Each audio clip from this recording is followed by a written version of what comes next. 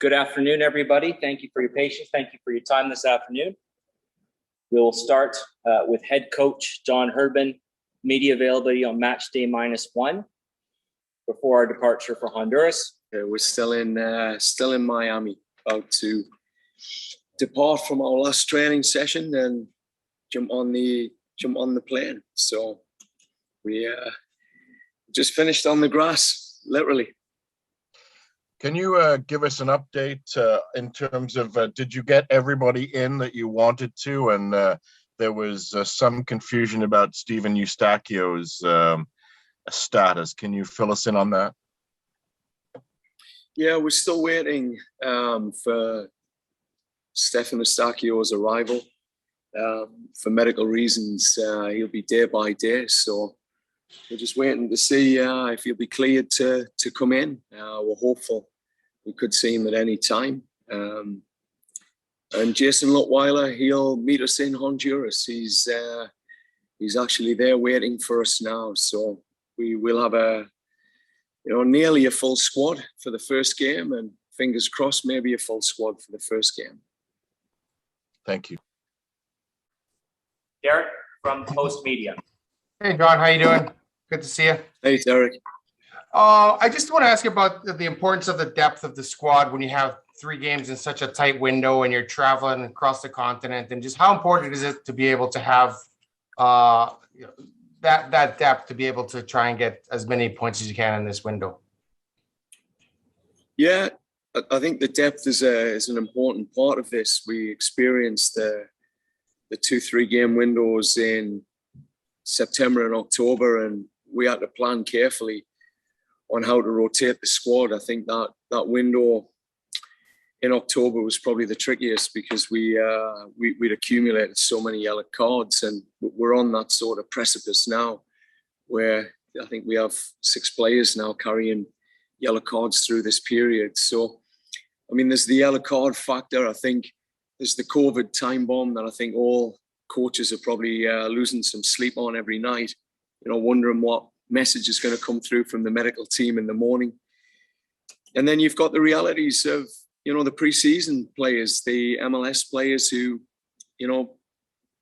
some of them haven't played a competitive match since November, and some haven't even participated in scrimmages yet. So this is probably as tricky a window as you're gonna face, and then add the travel to it. But I keep saying this to the group, like, this is what we're built for. We've built those experiences, traveling to Miami or Florida in March to play those matches in the height of COVID, where, at that time, COVID was a real health risk in many people's minds. And then going to places like Haiti, and then coming out of that, heading into a Gold Cup, with a roster that was, many people's eyes very depleted. So we've had a lot of experiences that we've built on here, Derek, and I think those experiences have just created a foundation where we can enter these windows with confidence that everyone's committed.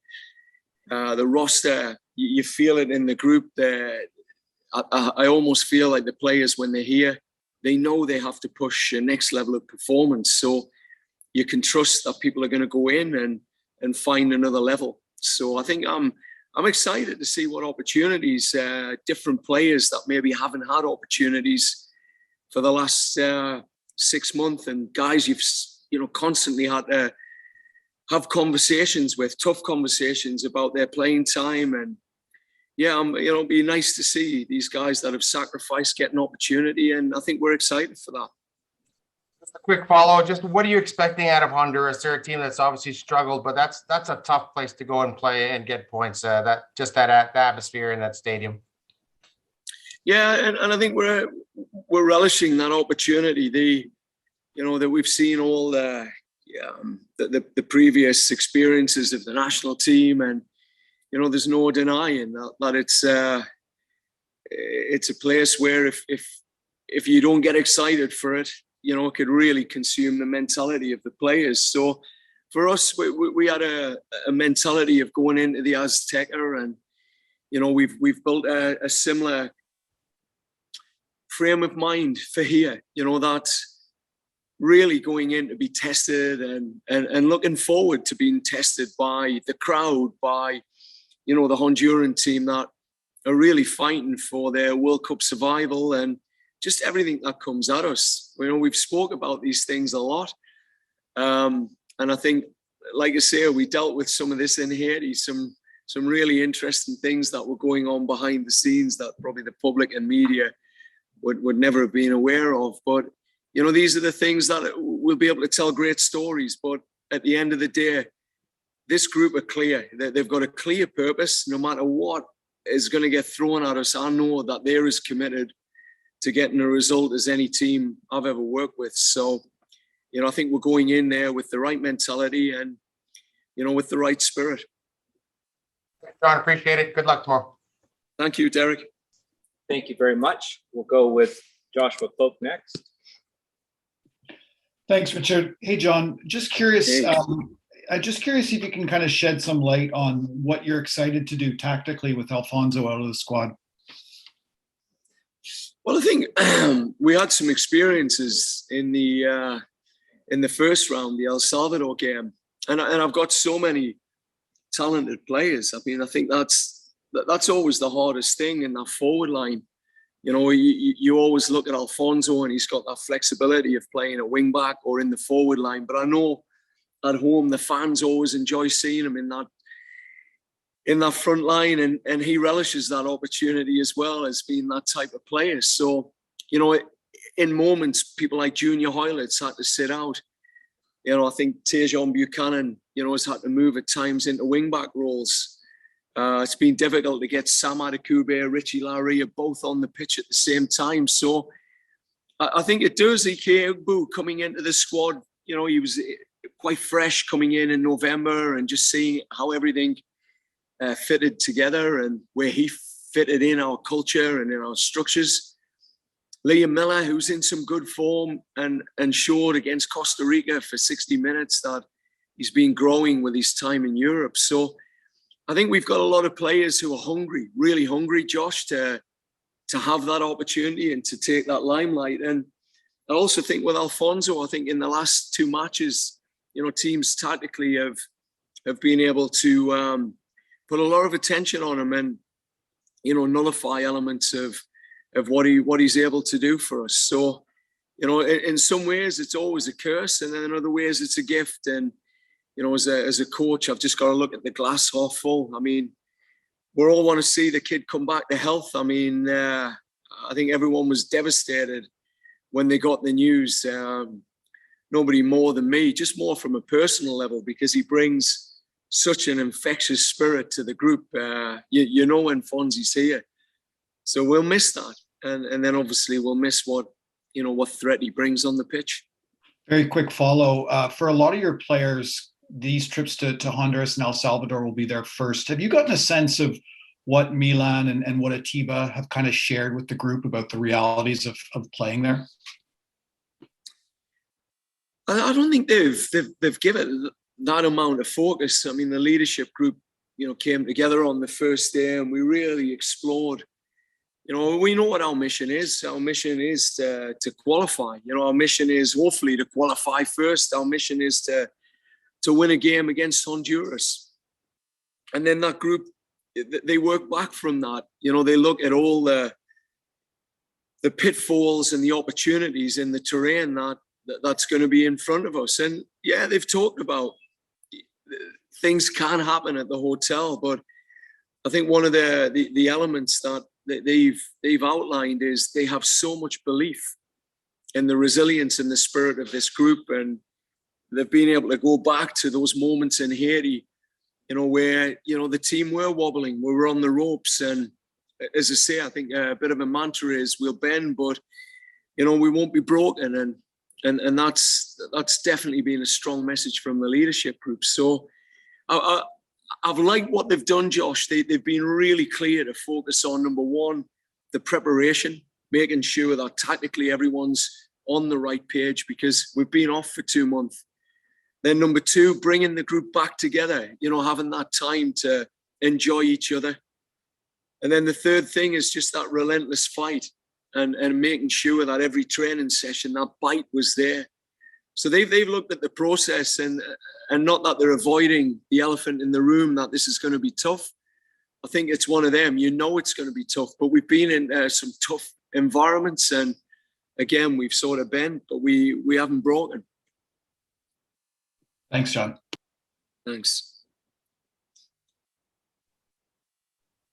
Thank you very much. We'll go with John Molinaro for CBC, followed by Laura Armstrong from the Toronto Star, please. Thanks, Richard. Hi, John. Good to see you. Thanks as always. Hey, John. Thanks for speaking to us. Just regarding Honduras, from a tactical perspective, what are you expecting from them tomorrow? What kind of tactical proposition do the Hondurans pose? Yeah, it's going to be an interesting one. They, under the new coach, there wasn't a massive identity shift because you didn't have a great amount of time to work with them in those windows. But what you've got to see with Honduras, they're a different proposition at home to what they are away. They have the third highest XG behind Canada and Mexico at home, which lets you know that they produce quality chances in their matches. And when you go back, you can actually say they've been unlucky in some games. They've had some real good moments. And then you look at, the average 17 shots at home, and they've played good teams at home. And then finally, they've got the best statistics in transition in the whole of CONCACAF. And that is their transitional shots, as well as the quality of the shots they produce from transition. So, the story is very clear that they're a very strong transitional team with the likes of Kyoto, Elise, Lozano, that ability to, threaten your back line within one or two passes. If you just go and have a look at the last sort of 5 goals they've scored, there's a clear trend from them.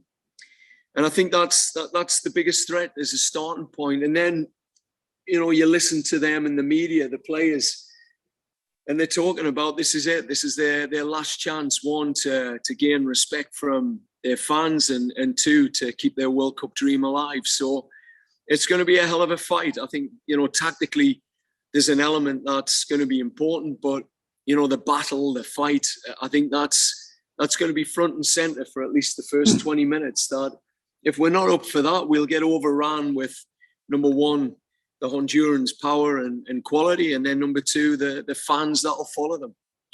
So for us, I think tactically, we've got to be sound. We've got to be defensively sound. We've got to manage the transition, and then play with no fear. We've seen that their Achilles heel at home has been, they've conceded goals. They've been 2 up.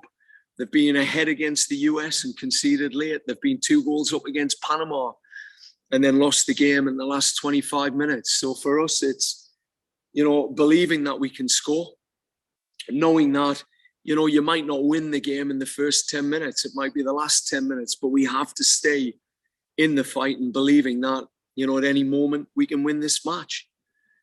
And I think just lastly, Albert Ellis, he's been identified as, one of the top 12 strikers in form in Europe at the moment.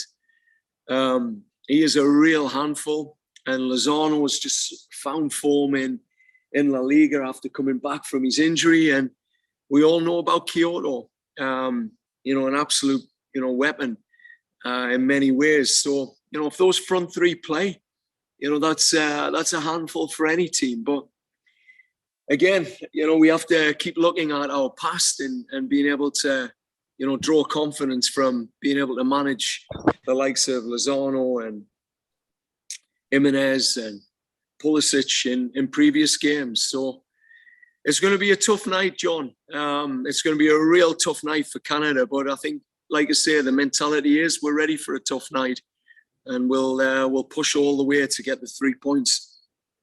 Thanks, John. Appreciate the in-depth answer, and safe travels. Thank you. Thank you. We'll take 2 more questions before we jump on our broadcast call. Laura Armstrong, followed by Dan King, please.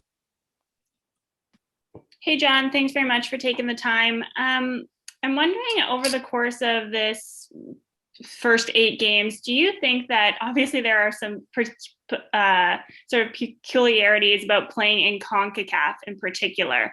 Do you think your team has gotten better at managing that aspect of playing in this region and sort of the uniqueness of it? Well, I think the reality is, I think this is the first real taste of coming into the Central American region. I mean, you go to Mexico, you're playing in the Azteca, and yes, there's altitude, and yes, there are factors there around them scouting you and not being able to actually run any real tactical work while you're in there. So those factors are all real, but you're on a beautiful pitch. The players, it's not too familiar from what they're used to at the pro clubs they work at. So now we're coming into those environments a bit like Haiti, where the pitch is going to be an issue. We faced that in Jamaica. The first 10 minutes, it was nice, and then it starts cutting up, and then it has an impact on the style of player. And if you don't adapt quickly your style, then you get punished. And I think there was some learnings out of that Jamaica game. We continued with a certain style where I felt we needed to be more direct. And I think these learnings all help. I think all the coaches, all the players are in the same boat, Laura. We're going into different environments and picking up little things that you'll say, right, we need to do that differently coming in, given that it's a similar condition to Jamaica. There's heat, there's humidity, it'll be sticky. The pitch will be slow. The pitch will be, thick grass and heavy, and it's going to cut up. So, even with my selections, I've got to think about those players that can manage, technically, the type of pressure from Honduras, and then, how the pitch will play. So a lot of factors that are coming in. And again, I feel like this experience, the El Salvador and Honduras, is going to be our real first taste of CONCACAF in many ways. Thanks, John. Thank you very much. And we'll wrap up with Dan King from the Sun. Hi, John. Thanks for your time today. Hey, I just two quick ones, if I may. I mean, just looking at in the broader context of your career, this week, this triple header of games, 3 games in 7 days, across your whole career, how big a week is this for you as a coach, and just how mad is it that a guy who grew up in concert is taking a Canadian team to El Salvador and Honduras with a big game against the States in between? It just sort of boggles my mind. Yeah, and I just have to keep coming back to what my late grandfather said: son, just keep your feet on the ground. And that's what we've been saying here internally, that there has to be just a real humbleness, a humility around how we're prepping for these games, the level of detail that's going in, the work behind the scenes, the late nights. Like, nothing changes. We might be sitting here with only 6 games left to go, but we've seen this. Like, you're only one game away from it being a disaster, and all of a sudden you're sitting 3rd or even 4th in the group, and that's what it's been like. So I think, Dan, we've had to keep ourselves humble here, and just, it has to be just another day at the office, not to allow all of that clutter to come in. And I was fortunate that I had that experience of the 2015 World Cup in Canada. And I made mistakes, made mistakes on where you were putting your attention, and even the team, and, how we handled the increased exposure and how it impacted our culture. So, I've had some good lessons there where you've been able to really empower a leadership group to take ownership of what's coming.